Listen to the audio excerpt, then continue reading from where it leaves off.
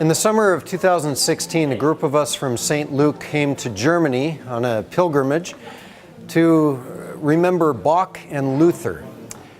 It was near the 500th anniversary of the Reformation, and so we're going to be taking little vignettes throughout our journey at historical sites and telling a little bit about Luther and the Reformation and some of the important teachings of the Lutheran Church.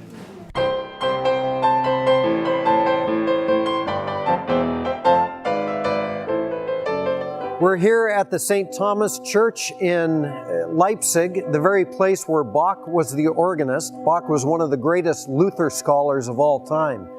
This is the place where Luther preached in 1539 when this church in this town became part of the Reformation movement and Lutheran.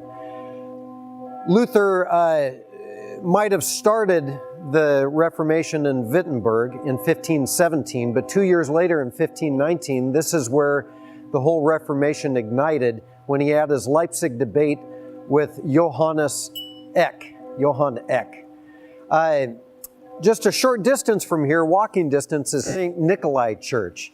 That's where a second great Reformation in Germany took place in 1989, November 9th to be specific. That's when the wall came down because of a peace movement, a prayer movement that started at St. Nikolai Church and grew. Over the course of at least a couple of years, more and more people gathered to a point where by the time you got to November of 1989, there were as many as 70,000 people that had met to pray and peacefully march around this square.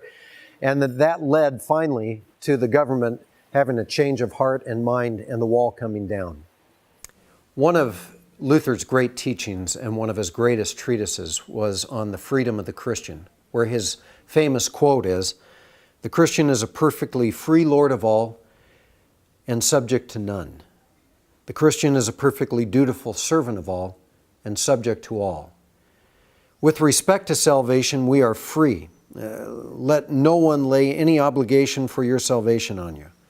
But with respect to this kingdom and living as a citizen in the kingdom on earth, we are servants, like Christ, especially to those in need and to the oppressed, to be servants to all. Whether it be the tyranny of the law for Luther and Paul, or whether it be the inhumanity and scapegoating of people like the Nazis for Bonhoeffer, or whether it be the suppression and oppression of people like the GDR government for the people in Leipzig.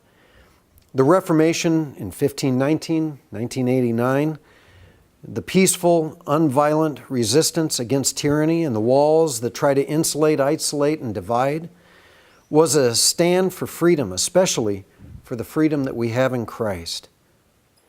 Paul once wrote in Galatians chapter 5, "For freedom, Christ has set you free. Don't submit again, therefore, to a yoke of slavery."